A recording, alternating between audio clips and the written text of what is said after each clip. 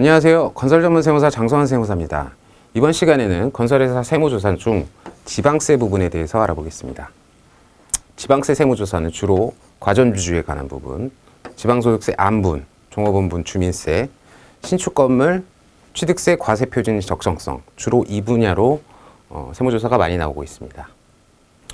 최근 지자체 세무조사는 갈수록 적극적인 형태를 띠고 있습니다. 정기조사 말고도 수시로 기획조사에 의해서 지방세 세무조사 공문을 받아보시는 사업자분들이 계속 늘어나고 있습니다. 먼저 과점주주 간주취득세 관련한 부분입니다.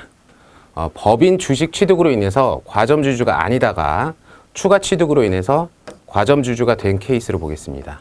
네. 과점주주 간주취득세란 법인의 주식을 추가 취득도 포함합니다. 취득함으로 인해서 과점주주가 아니다가 과점주주가 되었다라고 하면은 당해 법인이 가지고 있는 취득세 과세 대상 부동산 등을 취득한 것으로 보아서 취득세를 내도록 한 것을 간주취득세라고 합니다. 이때 취득세 계산 방식은 당연히 법인의 부동산 등의 가액에 과점주주 비율을 곱한 금액을 과세 표준으로 해가지고 취득세를 계산하게 됩니다. 이 경우 하나 주의하실 점은 과점주주 여부를 판단할 때 특수관계자들은 다 묶어가지고 그분들이 과점주주에 해당이 되느냐 안 되느냐를 판단을 하는데요. 만약에 특수관계자들이 여럿 있는 경우 과점주주가 예를 들어서 57%였다 다 합쳐서. 근데 그분들 사이에 A가 B한테 양도해가지고 A에서 B로는 주주가 바뀌었지만 과점주주 비율 57%는 바뀌지 않았다. 이렇게 되면은 그 경우는 지분 비율 합계가 동일한 경우에는 이 과점주주 간주취득세 규정이 해당 사항이 없습니다. 다음은 과점주주가 되면은 제2차 납세 의무를 지게 됩니다. 그래서 과점주주에 해당하면은 법인의 출자자의 제2차 납세 의무를 지게 되므로 법인이 미납한 세금 등에 대해서 과점주주가 납세 의무를 부담하게 된다. 알아두시면 되겠습니다. 다음은 법인 지방소득세 안분 관련입니다. 네. 예를 들어서 서울에 본사가 있고 건설회사로서 전주에 현장이 있고 강릉에 현장도 있고 대구에 현장도 있었다. 이런 경우라면은 둘 이상의 지자체의 법인의 사업장이 있는 경우에 해당이 됩니다.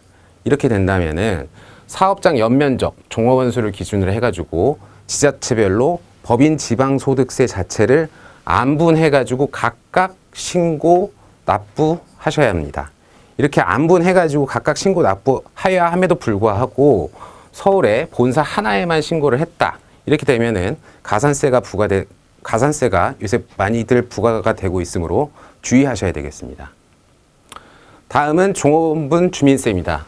예전 이름은 사업소세죠.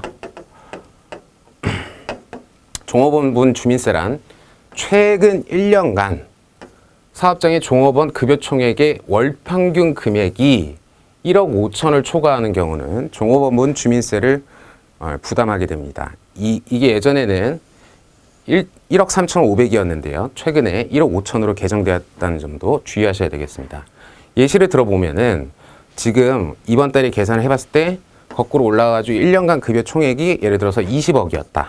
요거를 12로 나누면은 월 평균 급여액이 계산이 되겠죠. 계산해 보면은 1억 6,600,666이 되는데 1억 5천이 초과해야 했습니다. 이럴 경우 종업원분 주민세를 신고 납부해야 되게 됩니다. 주의하실 점은 이 종업원분 주민세는 근로자에게 원천 징수를 하지 않고 사업자가 100% 자기가 부담해야 한다는 점 알아두셔야 되겠습니다. 그리고 종업원 주민세 관련해 가지고 가장 질문이 많은 분야는 이게 종업원 주민세 그 구분 기준이 사업장이라는 단어가 있는데 건설 현장은 사업장에 해당하나요? 네, 맞습니다. 그래서 결론적으로 현장별로 1억 5천이 넘고 있는지 그리고 본사가 1억 5천이 넘고 있는지 이렇게 사업장별로 1년간 월 평균 총 급여액이 1억 5천을 넘고 있는지에 따라서 종업원분 주민세 부담 여부가 결정된다는 점 알아두시면 되겠습니다. 다음은 신축건물 취득세 과세표준 조사가 요새 많이들 나오고 있습니다. 요새 아무튼 지방자치단체가 오히려 국세청보다 세무조사를 더 많이 나오는 그런 느낌도 있습니다.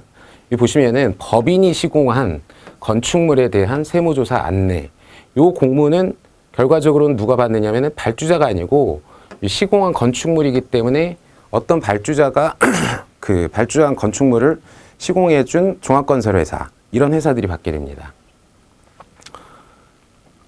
이거는 왜 나왔냐? 지자체가 취득세 과세표준 신고를 보고 납부까지 다 했음에도 불구하고 이거는 시가표준액에 대충 맞춰가지고 취득세를 낮게 내려고 이렇게 신고를 했구나, 그런 의심에서 출발을 합니다. 그래서 이런 공문을 받게 되어서 제출하는 자료를 보면은 재무제표 당연히 내고요, 계정별 원장을 냅니다.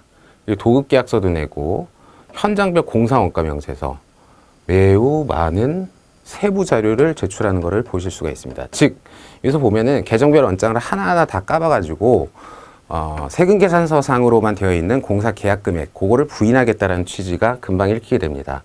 그래서 지자체의 의지는 뭐 추가 징수죠. 그래서 취득세 과세 표준이 적정가액에 미달하였다라고 하면은 추가 징수하고 가산세까지 물리겠다라는 겁니다.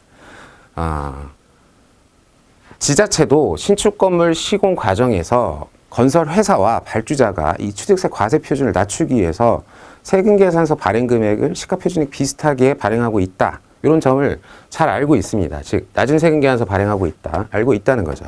그 다음에 공사 계약 자체를 분리 발주해 가지고 예를 들어서 10억 원을 먼저 공사를 체결하고 나중에 4억 원을 체결, 뭐 이런 식으로 분리 발주하면은 혹시 지자체가 모르지 않을까, 뭐 이런 생각도 하실 수 있지만, 이런 조사를 받게 되면은 다 이제 드러나게 됩니다. 그래서 지자체도 본공사 계약과 부대공사를 계약을 분리 발주해 가지고 취득세를 탈세하는 행위에 대해서 엄밀히 조사해 가지고 끝까지 본세와 가산세를 부담하겠다, 이런 의지를 최근에 강력히 드러내고 있습니다.